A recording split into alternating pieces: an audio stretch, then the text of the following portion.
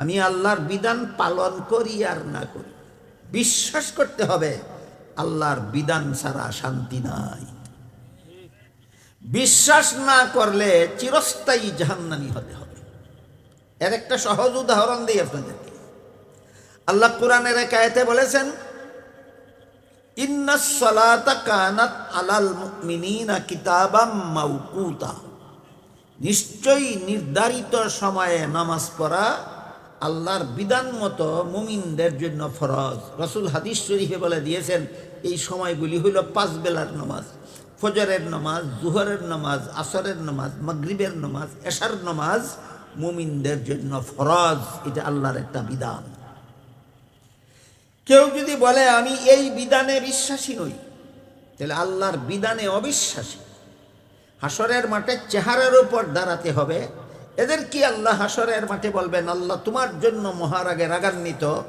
এদের জন্যই আল্লাহ চিরস্থায়ী জাহান্নাম তৈরি করে রেখেছেন।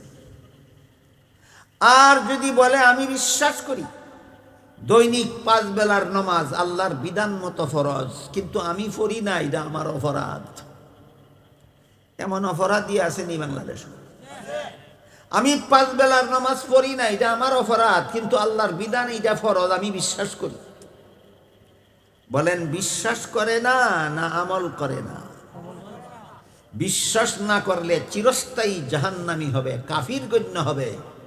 আর বিশ্বাস করার পরে যদি আমল করে না, পালন করে না, তাহলে কাফির গণ্য হবে না, চেহারার উপর দাঁড়াতে হবে না, চিরকালের জন্য জাহান্নামে যেতে হবে না।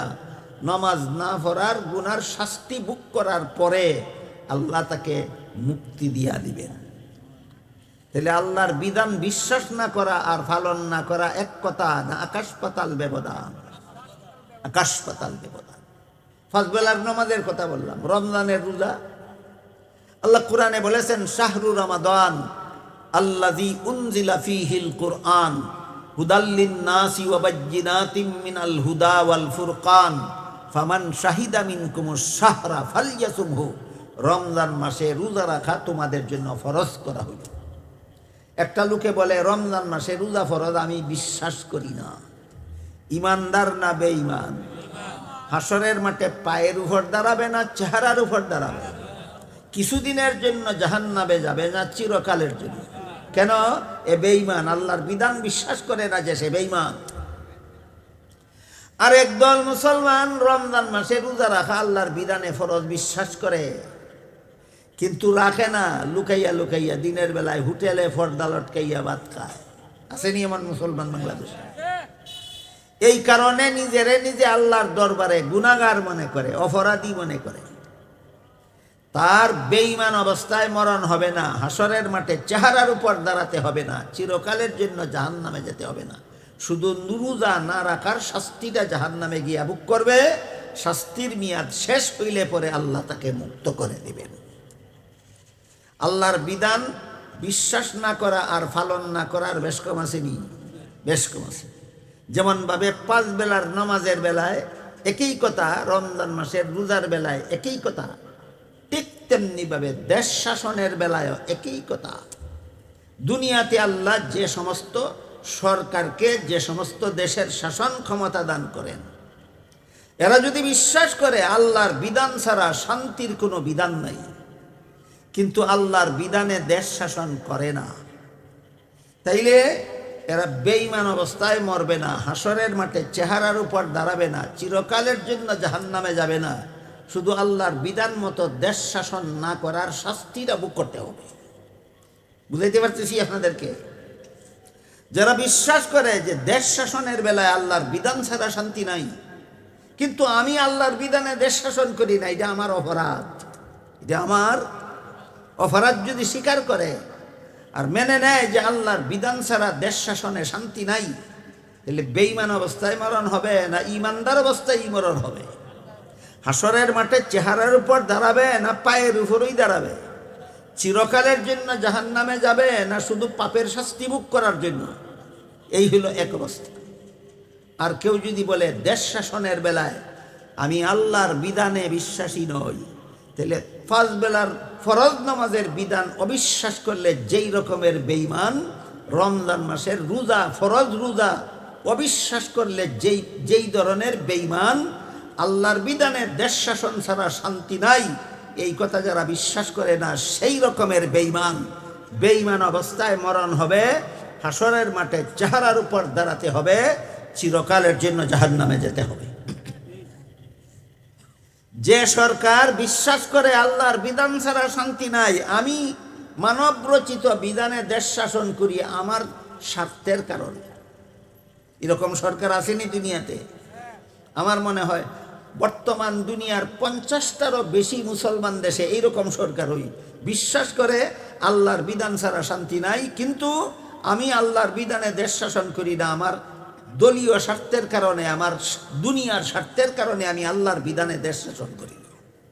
এদের শাস্তিটা পরকালে কতটুকু শাস্তি হবে, যার পরিমাণ হাদিস শরীফে রাসূল করিম সাল্লাল্লাহু আলাইহি ওয়াসাল্লাম বলে দিয়েছেন। রাসূল বলেন, আলা কুল্লুকুম রাইন ওয়া কুল্লুকুম মাসউলুন আন রাইয়াতিহি ফাল আমিরুল্লাযী আলান নাসি রাইন ফাহুয়া মাসউলুন আনহুম।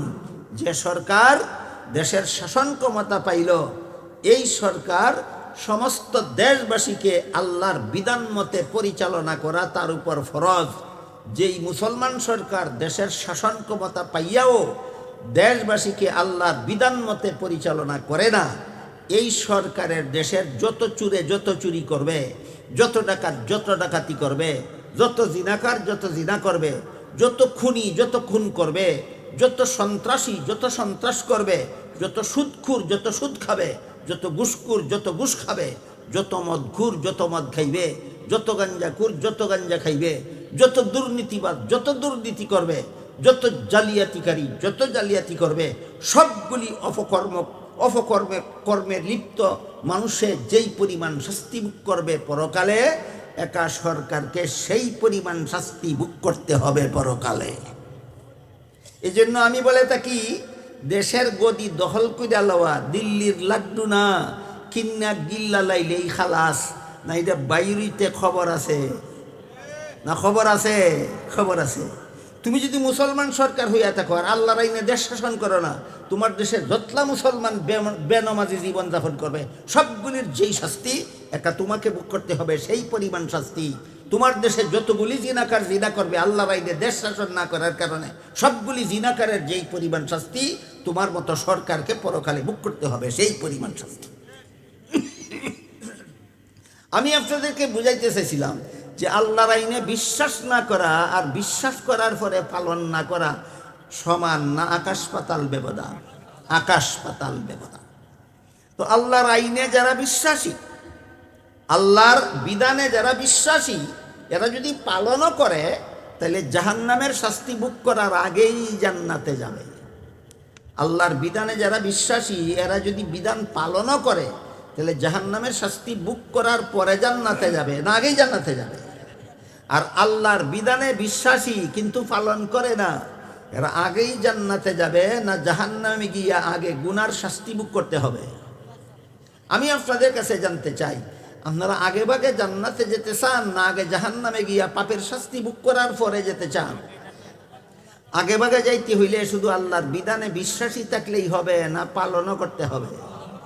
এই কথাটা বোঝাবার জন্যই সারা দেশের যত ওয়াজ মাহফিল হয়, সমস্ত ওয়াজ মাহফিল, সমস্ত তফসিরুল কুরআন মাহফিল, সমস্ত ইসলামী সম্মেলনের একটা মাত্র উদ্দেশ্য সমস্ত মুসলমানকে এই কথা বুঝাইয়া দেওয়া যে জাহান্নামের শাস্তি ভোগ করার আগে যদি জান্নাতে যেতে চাও, শুধু আল্লাহর বিধানে বিশ্বাসী হলে হবে না, আল্লাহর বিধান পালন করতে করতে দুনিয়ার থেকে বিদায় হও।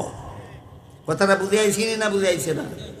এই হইল সারা দেশে যত ওয়াজ মাহফিল হয়, যত ইসলামী সম্মেলন হয়, যত তফসিরুল কোরআন সম্মেলন হয়, সবগুলির একটা মাত্র উদ্দেশ্য মুসলমানদেরকে এই কথা বুঝাইয়া দেওয়া, যদি জাহান্নামের আগুনে ছুঁইবার আগে যদি বেহেশতে যেতে চাও, তা আল্লাহর বিধানে শুধু বিশ্বাস করলে হবে না, পালন করতে করতে মরতে হবে। কেমনে মরতে হবে? আল্লাহর বিধান পালন করতে করতে মরতে হবে।